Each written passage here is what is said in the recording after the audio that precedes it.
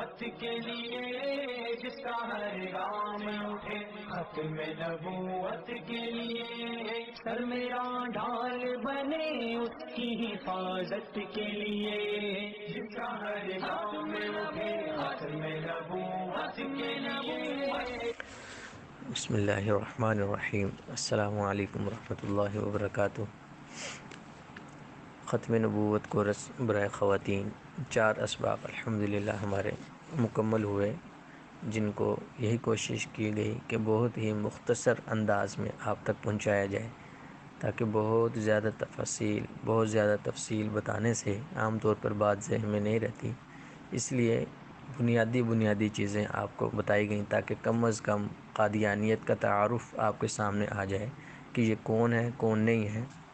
کیونکہ 150 سال گزرنے کے باوجود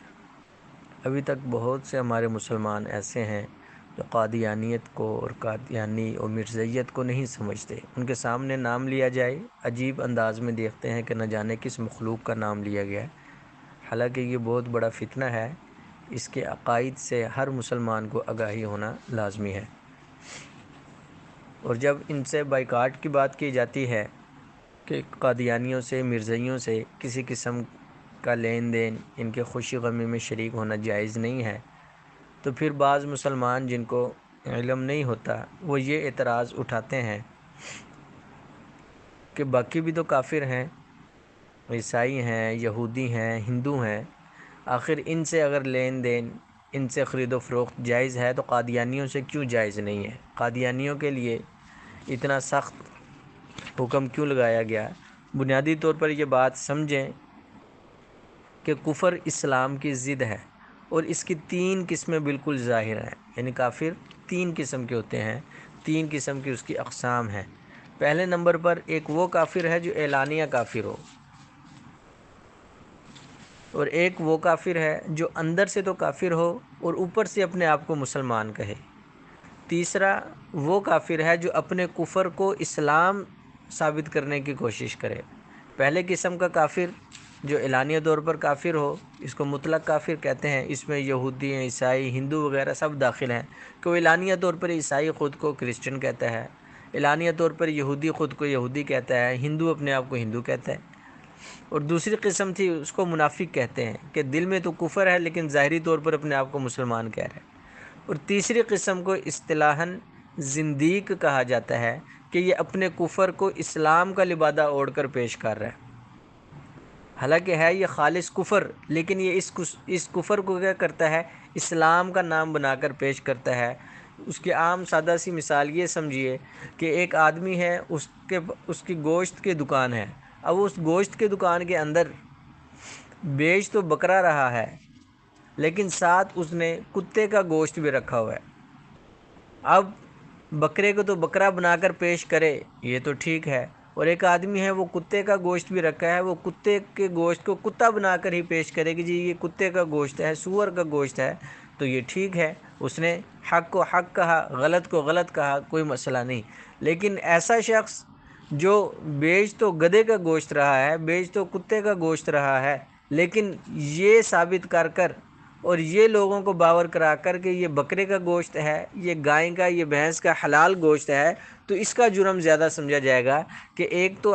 حرام لوگوں کو کھلا رہا ہے، اور دوسرے نمبر پر اس حرام کو حلال بنا کر لوگوں کو کھلا رہا ہے، تو یہ زیادہ بڑا جرم سمجھا جاتا ہے۔ یہی حال آج قادیانیت کا ہے، کہ آج قادیانی عام اعلانیہ کافر نہیں ہے، قادیانی منافق بھی نہیں ہے، قادیانی زندیق ہیں، اور زندیق کا حکم جو ہے یہ قتل کا ہے، کہ زندیق کی سزا سوائے قتل کی کوئی اور سے اس کی سزا نہیں ہے۔ قادیانیوں کے لیے اس لیے یہ حکم ہے، اور ایسا شخص، ایسا گروہ جس کے اعمال تو کفریہ ہوں، جو دین اسلام کے اصولیات کی کیا کرے؟ انکار کرے، ان کے اندر کسی قسم کی تبدیلی کرنے کی کوشش کرے، اور اس کے باوجود خود کو مسلمان کہے، اس کے باوجود خود کو مومن کہے، تو ایسے شخص کو زندیق کہا جائے گا۔ لہذا یہ بنیادی طور پر قادیانیوں میں اور عام کافروں میں کیا تھا؟ فرق تھا، جس کا سمجھنا ہر مسلمان کے لیے ضروری ہے، اور اسی بنیادی فرق کی وجہ سے قادیانیوں کے ساتھ اس طرح کا معاملہ کرنا کہ ان کے کسی قسم کے خوشی غمی کے اندر شامل ہونا یا ان کو اپنی کسی خوشی یا غمی کے اندر شامل کرنا یہ شرعی طور پر جائز نہیں ہے۔ لیکن آج ہماری یہ ایک بد نصیبی ہے کہ قادیانی، مرتد، زندیق، گستاخ رسول صلی اللہ علیہ وسلم اور باغی ختم نبوت اور مجرمانہ تحریف قرآن اور حدیث میں کرنے والا اور ملت اور دین کا غدار اور یہودیوں کے اہلکار ہونے کے باوجود خدا کی دھرتی پر بڑی عیش و عشرت کے ساتھ یہ زندہ ہے اور اپنی دجالی صورتیں اور منحوس وجود کو لیے اسلام اور ملت اسلامیہ کے خلاف ہر وقت تخریب کاریوں میں پوری قوت کے ساتھ یہ لوگ جتے ہوئے ہیں اور پوری قوت کے ساتھ مسلمانوں کو گمراہ کرنے کی کوشش میں یہ لگے ہوئے ہیں۔ اور افسوس، صد افسوس ہے کہ وہ طائفہ مرتدین، یہ مرتدین کی جو جماعت ہے جسے تلواروں کے نیچے ہونا چاہیے تھا، ان کا زندہ رہنا ایسا تھا کہ گویا کہ یہ کائنات کے لیے بہت بڑا ایک کینسر کی حیثیت رکھتے ہیں کہ ان کا کاٹ دیا جانا، ان کو تخت دار پر جھولنا جن کو دیکھنا چاہیے تھا کہ یہ تخت دار پر جھول رہے ہوں، جن کی گردنیں زمین پر پڑی ہوئی ہوں، لیکن آج کیا ہے کہ یہ امت مسلمہ کے شرازے کو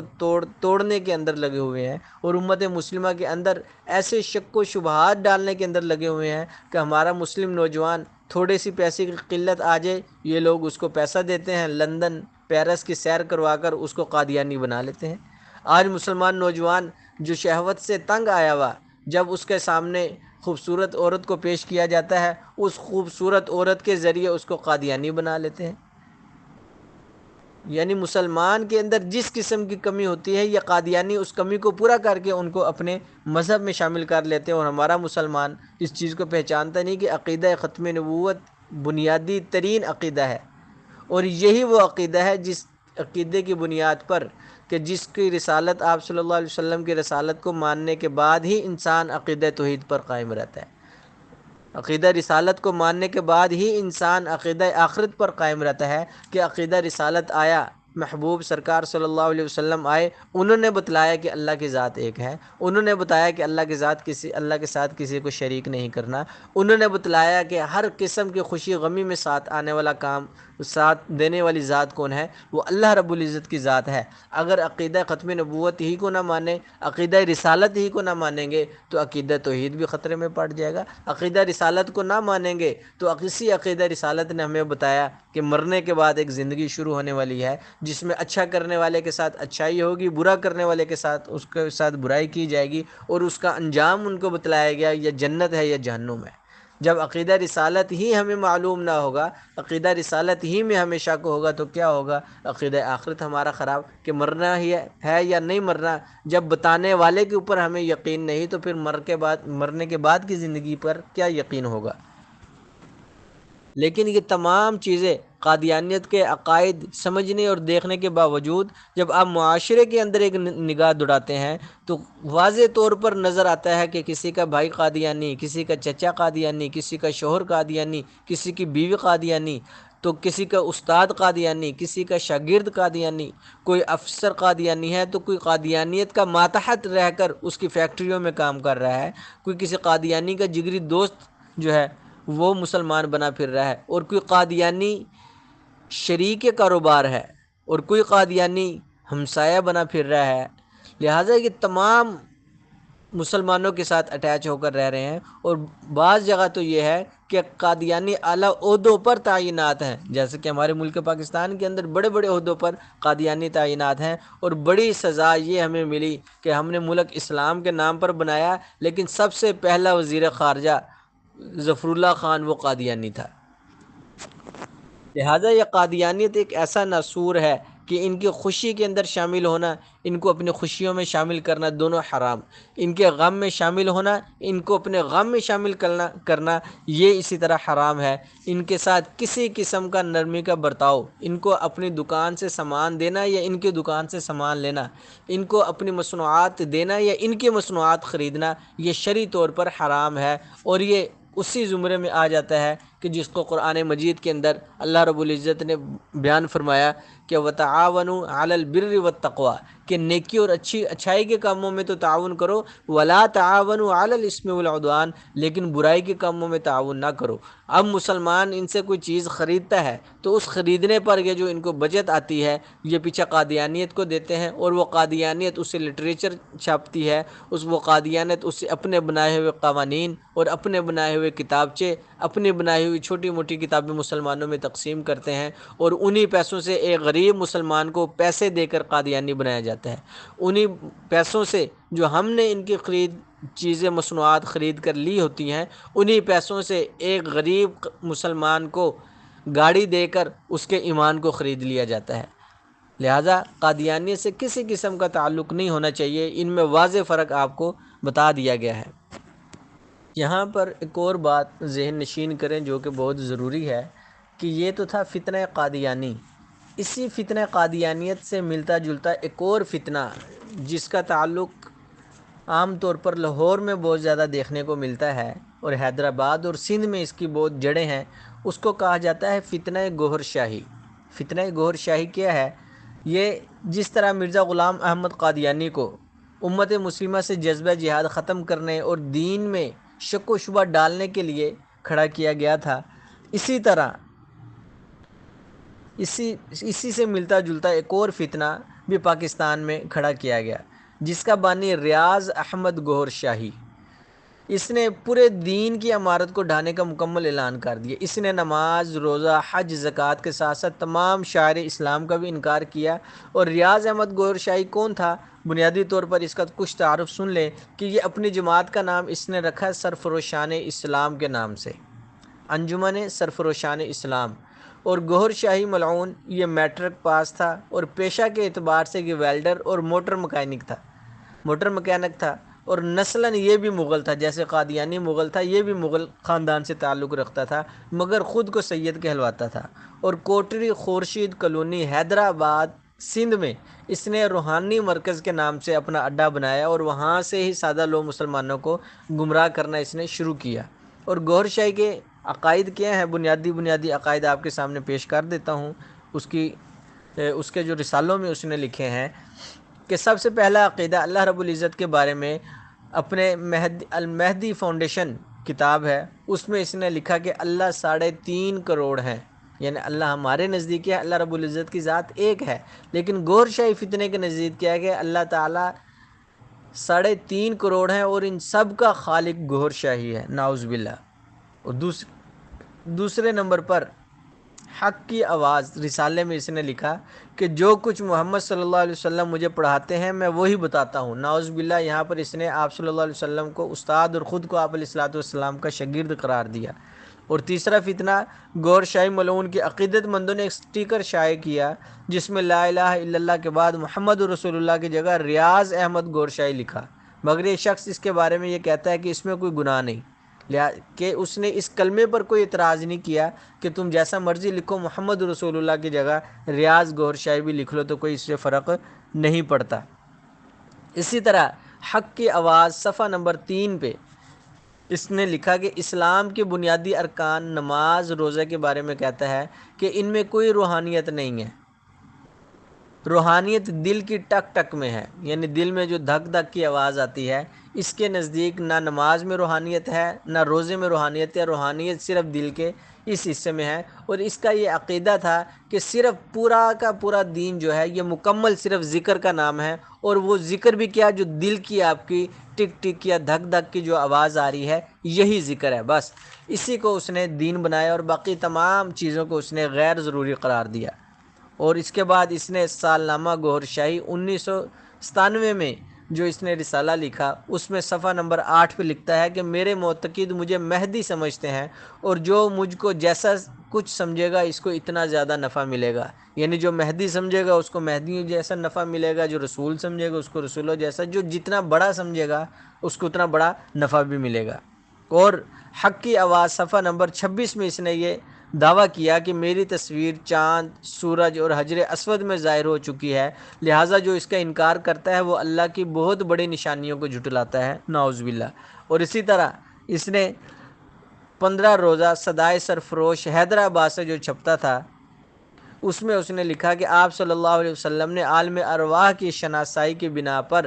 حجر اسود پر میری تصویر دیکھ کر پہچان لیا، یوں آپ صلی اللہ علیہ وسلم نے میری تصویر کو بوسہ دیا، نعوذ باللہ۔ یہ اس کے بنیادی طور پر کچھ عقائد تھے، اور یہ فتنہ گوھر شاہی ان کا ایک خاص مونوگرام ہے جو آپ کو گاڑیوں میں، رکشوں میں، اور عام طور پر دیہاتی علاقوں میں اور لاہور کے مال روڈ، ہار روڈ اور ان علاقوں میں ان کے یہ مونوگرام پائے جاتے ہیں، اور دیکھنے والا لفظ اللہ کا سمجھ کر ان کا ادب بھی کرتا ہے۔ ٹھیک ہے، لفظ اللہ لکھا ہوا اس کی بے ادبی نہ کی جائے، لیکن جہاں پر یہ مونوگرام نظر آئے اس کو فوراً اتار دینا چاہیے۔ اور جماعت کا نام کیا ہے؟ انجمن سرفروشان اسلام۔ یہ ربیع الاول کے اندر میلاد کے نام پر بڑی بڑی کانفرنسیں بھی کرواتے ہیں اور بڑے بڑے جلوس بھی نکلواتے ہیں، سفید رنگ کا ان کا پرچم ہوتا ہے۔ انشاءاللہ تعالیٰ میں ان کے پرچم کی اور مونوگرام کی تصویر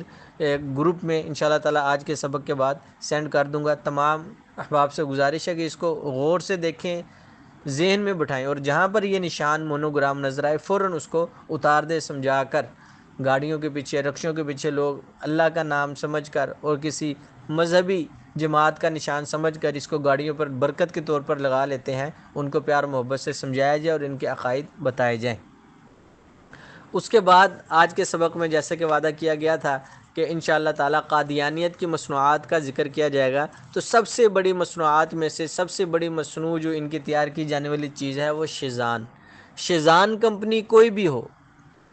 یعنی اس کی کوئی بھی مصنوعات ہو، شیزان جیم بھی مل جاتی ہے، شیزان جوس مل جائے گا، شیزان کا دودھ مل جائے گا، شیزان کا اچار مل جائے گا، شیزان کی بریڈ مل جائے گی، یعنی جو شیزان کمپنی ہے اس کی تمام مصنوعات کا بائیکاٹ ہم مسلمانوں پر کیا ہے؟ لازمی ہے، کیونکہ اسی میں سے یہ لوگ اپنا 10% قادیانیت کو جمع کرانا لازمی ہے۔ ہر قادیانی کے لیے اپنی آمدنی کا بعض کے نزدیک 2%، بعض کے نزدیک 10%، یعنی اس کی حیثیت کے مطابق ان کا اپنے قادیانی جماعت کو دینا لازمی ہوتا ہے، اور وہ جو دیا گیا فنڈ ہوتا ہے اس فنڈ کے ذریعے مسلمانوں کو گمراہ کرنے کے لیے کتابچے چھاپے جاتے ہیں،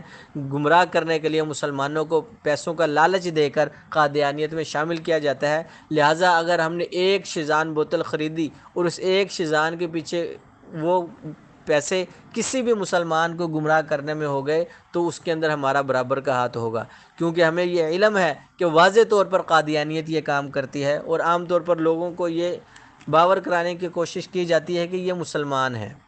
کہ قادیانی یہ شیزان کمپنی جو ہے یہ مسلمانوں نے خرید لی۔ ایسا بالکل بھی نہیں ہے۔ اگر تو اس کو مسلمانوں نے خریدا ہے تو اس کمپنی کا نام بدل کر کوئی اور نام رکھیں، لیکن نام نہ بدلنا ہی اس چیز کی علامت ہے کہ اگرچہ خریدا تو مسلمانوں نے ہے لیکن نام قادیانیت کا چل رہا ہے اور یہ نام ہی بکتا ہے، اور اس نام کے پیسے ان قادیانیوں کو جاتے ہیں۔ لہٰذا قادیانیوں سے مکمل بائیکاٹ اور شیزان بیکری سے کسی قسم کی کوئی چیز نہ خریدی جائے۔ اور پھر دوسرے نمبر پر ایک لوگ یہ بھی اعتراض کرتے ہیں کہ جی بنانے والے تو مسلمان ہیں، اس کو بیچنے والے تو مسلمان ہیں، ادھر بنانے یا بیچنے والے سے کوئی تعلق نہیں، یہاں پر تعلق ہے کہ منافع کسے جا رہا ہے، اس کا فائدہ کس کو ہو رہا ہے، اور اس فائدے کی وجہ سے نقصان کن لوگوں کو ہو رہا ہے۔ تو فائدہ قادیانیت کو ہو رہا ہے اور نقصان مسلمانوں کو ہو رہا ہے کہ مسلمان دار اسلام سے دن بدن نکلتے جا رہے ہیں، اور سالانہ لاکھوں مسلمانوں کی ہماری تعداد ایسی ہے جو اسلام سے نکل کر قادیانیت میں شامل ہو جاتے ہیں۔ اور لیکن الحمدللہ علماء حضرات ختم نبوت کی ہماری مختلف تنظیمیں کام کر رہی ہیں، اور اسی کے تحت الحمدللہ کئی قادیانی ایسے ہیں جو قادیانیت پر لعنت بھیج کر مسلمان بھی ہو رہے ہیں، لیکن ہم نے فوکس کرنا ہے ان مسلمانوں کو جو غریب ہیں، ان مسلمانوں کو جن کا ایمان کمزور ہے، ان مسلمانوں کو جن کو اس فتنہ قادیانیت کا علم نہیں ہے، ان تک اس فتنہ قادیانیت کے احوال، اس فتنہ قادیانیت کے عقائد ان تک پہنچانے ہیں، تاکہ مسلمان بھوکا مرنا تو قبول کر لے لیکن وہ قادیانیت کے دیے گئے فارم پر دستخط نہ کرے۔ قادیانیت کی طرف سے مال کی دکھائی گئی لالچ کو دیکھ کر وہ اپنے ایمان کو نہ بدلے۔ لہٰذا آج اسی چیز کی ضرورت ہے کہ فتنہ قادیانیت کے خلاف جتنا کام کیا جا سکے کر سکتے ہیں، اور سب سے بہترین طریقہ فتنہ قادیانیت کے علاج کا، سب سے بہترین طریقہ قادیانیت کے خلاف کام کرنے کا قادیانیت کے مشن کو روکنے کا کیا ہے کہ وہ عملی طور پر جہاد فی سبیل اللہ میں حصہ لیا جائے، اور وہ عملی طور پر چاہے جان کے ساتھ ہو، چاہے مال کے ساتھ ہو، چاہے تحریر کے ساتھ ہو، کہ قادیانیت کے پرچار اور قادیانیت کا مردہ ہونا اسی وقت ہو جائے گا جس وقت آپ جہاد کی بات کریں گے، کیونکہ مرزا قادیانی کا بنیادی مقصد جہاد ختم کرنا تھا۔ تو آپ جتنا جہاد کا پرچار کریں گے، جتنا جہاد فی سبیل اللہ، قتال فی سبیل اللہ کی عظمت لوگوں کے دلوں میں بٹھائیں گے، سمجھے آپ ختم نبوت کا بھی کام کر رہے، ناموس صحابہ کا بھی کام کر رہے، اور خلافت اسلامیہ کا بھی کام کر رہے، کیونکہ بنیادی طور پر جہاد ہی ہے۔ جہاد ہے تو کوئی گستاخ زندہ نہیں، جہاد ہے کوئی گستاخ صحابہ زندہ نہیں، جہاد ہے تو اسلام کے علاوہ کوئی قانون لاگو نہیں ہو سکتا۔ لہٰذا جہاد فی سبیل اللہ عملی طور پر کریں، اور قادیانیت کو عملی طور پر یہ ثبوت دکھائیں کہ تمہارا جھوٹا نبی جس مشن کے لیے آیا تھا، ہم سچے نبی کو مان کر اسی مشن کو اپنے پاؤں تلے روندنے کے لیے تیار ہیں۔ اس کے لیے انشاءاللہ تعالیٰ تمام میری بہنیں اس چیز کا ارادہ کرتی ہیں، امید ہے انشاءاللہ تعالیٰ۔ لہٰذا آج کے سبق کے اندر قادیانیت کی مصنوعات کا بھی بات ہوگی انشاءاللہ تعالیٰ، اس کے تصاویر میں گروپ میں سینڈ کر دوں گا، اور فتنہ گور شاہی کے بارے میں بھی بات ہوگی، اور قادیانی اور عام کافروں میں کیا فرق ہے، اس حوالے سے الحمدللہ بات ہو گئی ہے۔ تو کل کا سبق جو اتوار کا سبق ہوگا وہ آخری سبق ہوگا، اس میں گستاخان رسول صلی اللہ علیہ وسلم کا